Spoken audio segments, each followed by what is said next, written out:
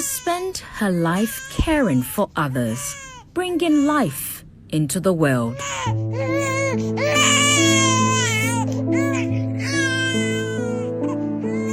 But today, Mariama Yayram Ibrahim, a midwife, fights for her own survival.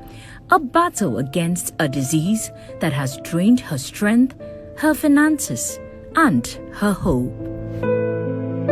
Midwifery, I can't tell, but it has just been there for a very long time. So I didn't have any specific reason as a child by then, but when I grew, I realized I just wanted to do it. It's a noble profession.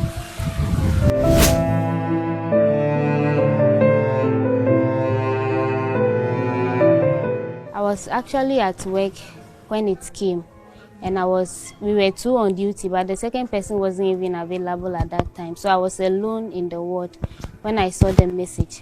And at our place too, we don't have network. So you have to go to a network area to check. So I was actually anxious whilst I was even trying to download it. When it came, when I was able to download and I saw it, I was like, really? So I have to go and recheck, go back to my books that malignant and benign. Benign is the one which is not cancerous. Malignant is, so I was like, oh, am I the one confused? Because that was not what I was expecting. Then that evening, some people came around in the ward and everyone would be like, are you okay? It looks like you are sick. All of a sudden, this one to say, are you sick? Are you sick? But I couldn't say anything to anyone until I got home. And when I went home, I told myself that, you know, at times you have a little knowledge about certain things. So I told myself that I have to eat and take good care of myself. If they say this, I shouldn't let it weigh me down. I took food and I started eating. I took the first one. That was when tears started rolling in my face. That was 2 years ago. A breast cancer diagnosis that would lead her through a maze of chemotherapy, surgery, and endless pain. But just when she thought the worst was behind her, if I can't raise my arm too, he was thinking it was a nerve-related problem.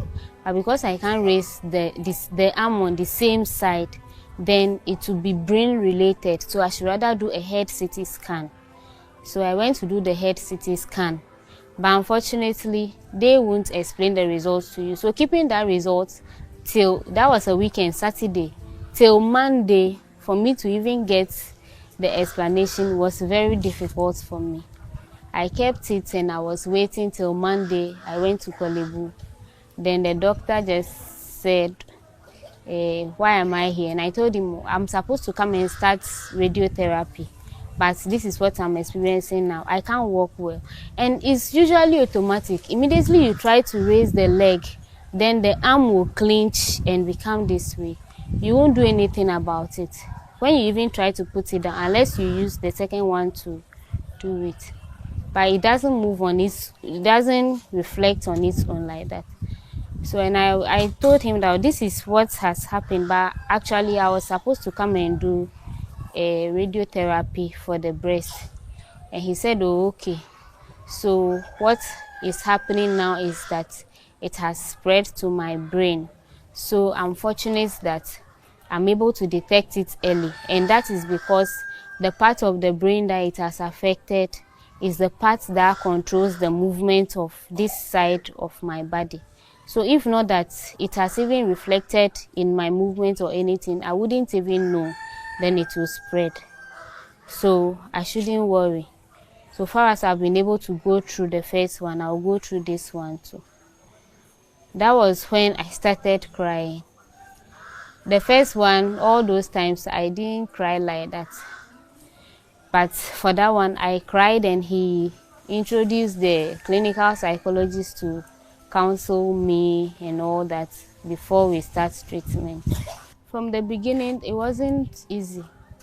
Because even when the clinical psychologist was talking to me, it felt like he has offended me. So anything he asked me, well, for like the questions he was even asking, I didn't know how to answer. He'd be like, "Why are you crying?" And I know that they've already told you this is the condition they've diagnosed, and they've told me, and I'm crying, and you are still asking me, why are you crying? So that feeling, like, what do you mean? I was even annoyed with him when he was even talking. Well, why are you crying? Why am I crying? And they've already told you, so for what is it? And he said, oh, he wants me to say however I feel. And I just said, oh, I'm okay. He should leave me alone. So he tried to counsel me for some time, but still, it didn't go well with him. The chemotherapy was brutal. It stole her hair, her strength, her independence. The nausea, the excruciating pain, the darkened nails. She endured it all. But the hardest part was not the physical suffering. For the breast cancer treatment, we went through a lot.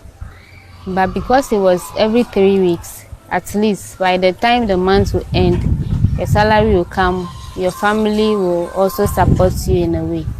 So we're managing it for the 3 weeks that I was taking the treatment, then the surgery, and then other people were also supporting me. Until even when I was about to do, at the end, the Nurses Association, GRNMA, also supported me as well. So I had financial support from different angles as we were managing it gradually. So the first one wasn't that financially draining like this one, but that one too, we spent more than 70,000 Ghana cedis. But because we were taking it at a step at a time, it was a bit easier. So if you had enough finances, if you were not constrained currently, what do you think would have happened differently in your life at the moment?